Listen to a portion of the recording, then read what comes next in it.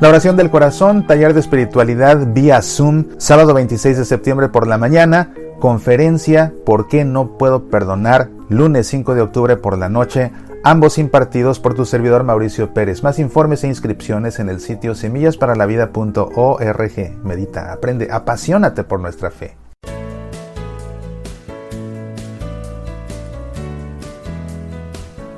En medio de la pandemia, en medio de la necesidad de cerrar las iglesias, en medio de la necesidad de celebrar las misas y que los fieles puedan conectarse desde una computadora para seguirlas de forma virtual, y después con la reapertura de las iglesias y las prácticas de protección, la distribución de la comunión solamente en la mano, muchos han querido provocar pleitos innecesarios. Hay quien quiere desobedecer al sacerdote, quien quiere brincarse la autoridad del obispo, hay quien alega que el obispo no tiene autoridad porque el que manda Cristo Jesús, lo que implica no comprender en qué consiste el episcopado y lo que implica no comprender tampoco la autoridad que Jesús confió a sus apóstoles, cuyos sucesores son los obispos.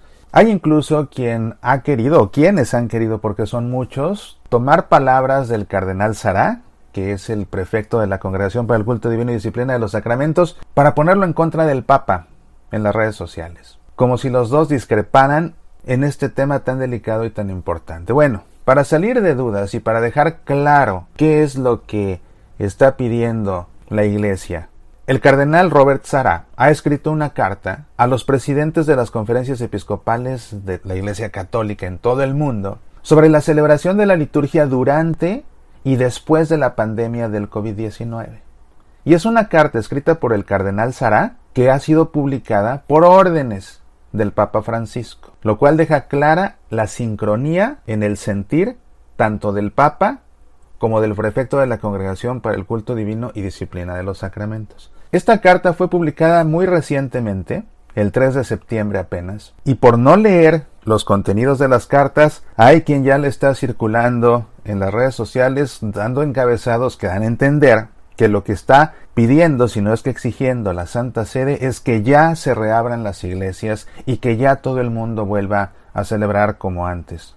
Cosa que no es cierto, porque esta es una carta que habla de la necesidad de la protección, de la necesidad de la colaboración de la Iglesia con las autoridades civiles, de la necesidad de seguir el consejo de los expertos en ciencias, pero que también habla de la necesidad que tenemos del culto divino celebrado en comunidad, celebrado de forma presencial en los templos. Es un documento que además advierte sobre cómo las misas virtuales de ninguna manera suplen a las misas presenciales.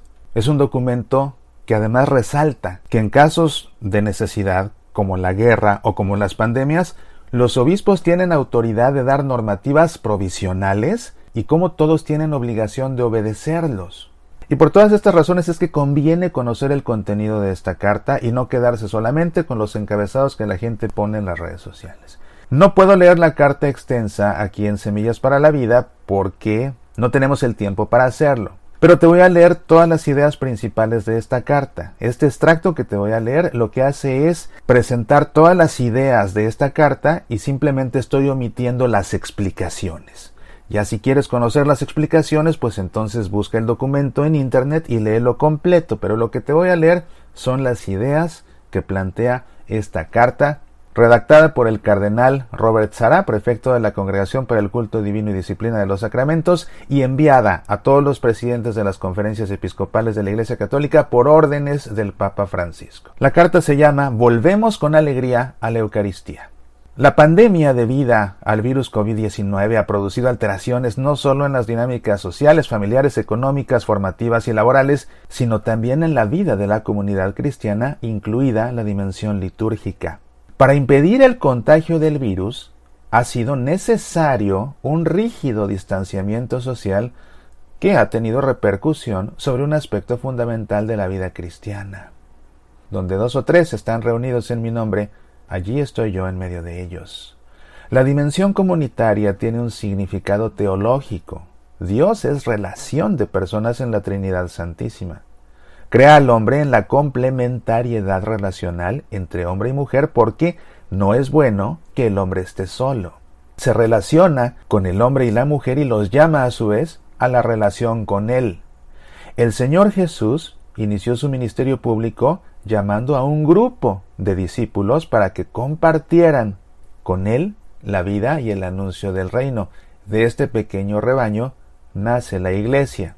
Mientras los paganos construían templos dedicados a la divinidad, a los que las personas no tenían acceso, los cristianos apenas gozaron de la libertad de culto, rápidamente edificaron lugares que fueran Domus Dei et Domus Ecclesiae, donde los fieles pudieran reconocerse como comunidad de Dios, pueblo convocado para el culto y constituido en asamblea santa. La comunidad cristiana no ha buscado nunca el aislamiento y nunca ha hecho de la iglesia una ciudad de puertas cerradas. También en la emergencia pandémica ha surgido un gran sentido de responsabilidad. Los obispos y sus conferencias territoriales, en escucha y colaboración con las autoridades civiles y con los expertos, han estado dispuestos para asumir decisiones difíciles y dolorosas, hasta la suspensión prolongada de la participación de los fieles en la celebración de la Eucaristía.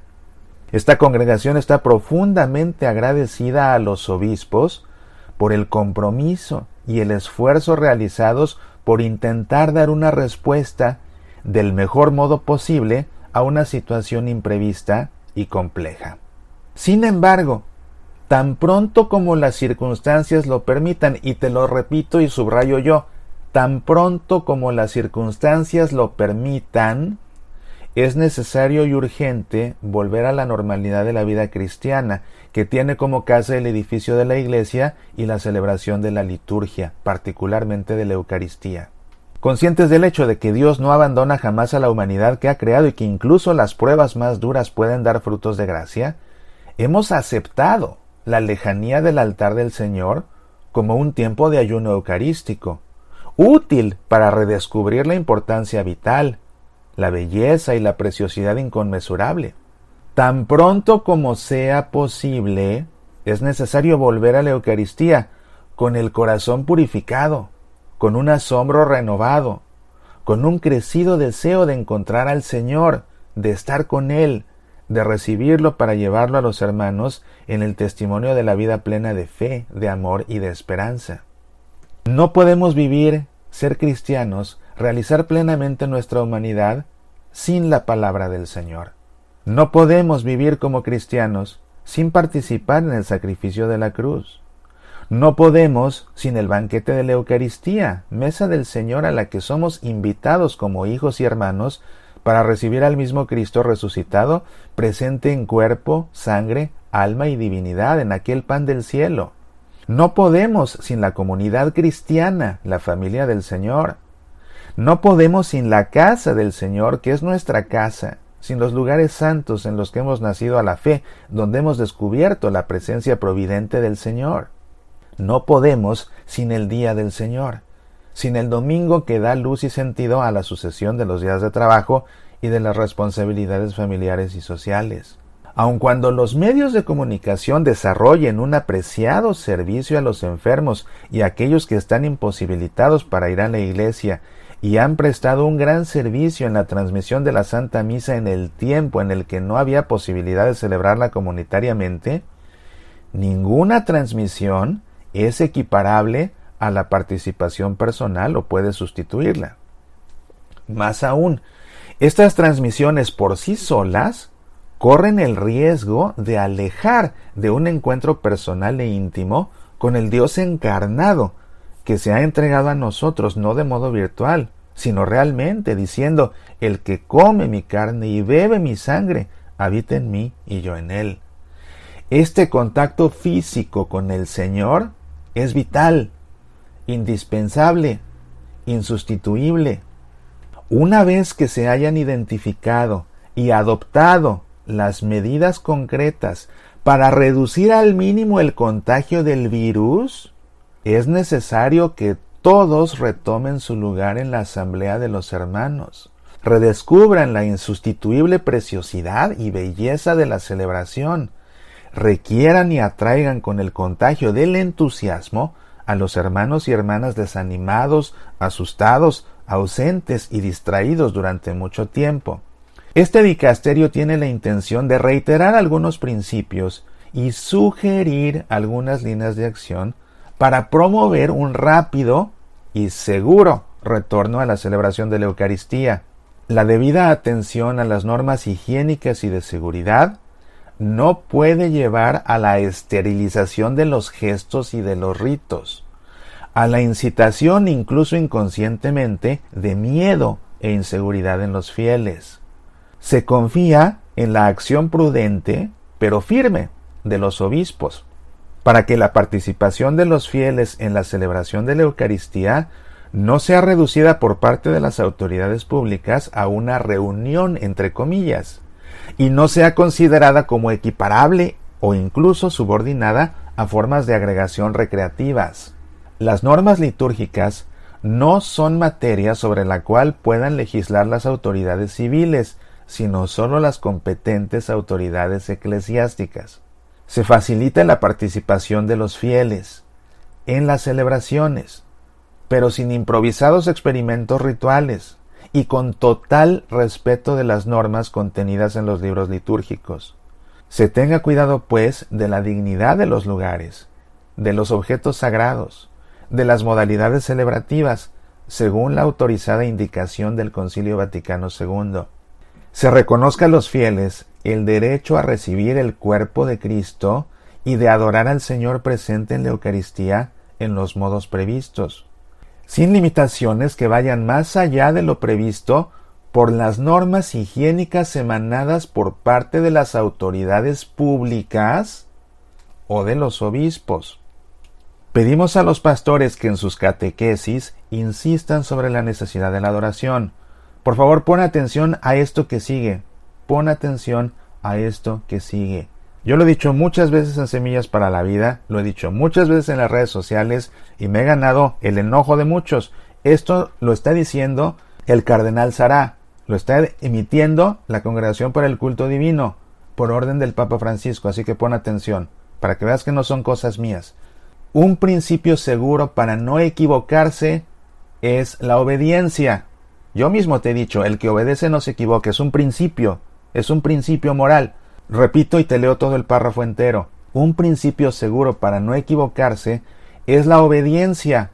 Obediencia a las normas de la Iglesia. Obediencia a los obispos. En tiempos de dificultad, pensamos por ejemplo en las guerras y las pandemias, los obispos y las conferencias episcopales pueden dar normativas provisorias a las que se debe obedecer.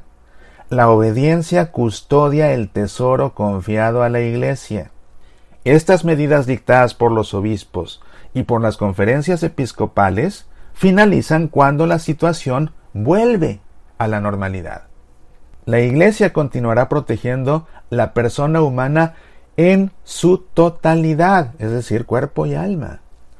A la preocupación debida por la salud pública, la Iglesia une el anuncio y el acompañamiento por la salvación eterna de las almas. Continuamos pues confiándonos a la misericordia de Dios, invocando la intercesión de la bienaventurada Virgen María, salus infirmorum et auxilium Christianorum, por todos aquellos que son probados duramente por la pandemia y por cualquier otra aflicción. El Sumo Pontífice Francisco, en la audiencia concedida el 3 de septiembre de 2020 al infrascrito cardenal prefecto de la Congregación por el Culto Divino y la Disciplina de los Sacramentos, ha aprobado la presente carta y ha ordenado su publicación, firma Robert Cardenal Sará, prefecto. Más claro no puede estar. Esta es la postura oficial de la Iglesia Católica acerca de la celebración litúrgica en tiempos de pandemia y del cómo y cuándo regresar a una actividad litúrgica normal. Postura oficial de la Iglesia bajo la autoridad del Papa Francisco y expresada bajo la autoridad de su prefecto de la Congregación para el Culto Divino y Disciplina de los Sacramentos. Sigamos siendo prudentes y sigamos escuchando a nuestros pastores, los obispos. El que obedece no se equivoca, y en este caso no se trata solo de obedecer al obispo. En este caso ya es cuestión total de obedecer al mismo Papa. Soy Mauricio Pérez, estas son Semillas para la Vida.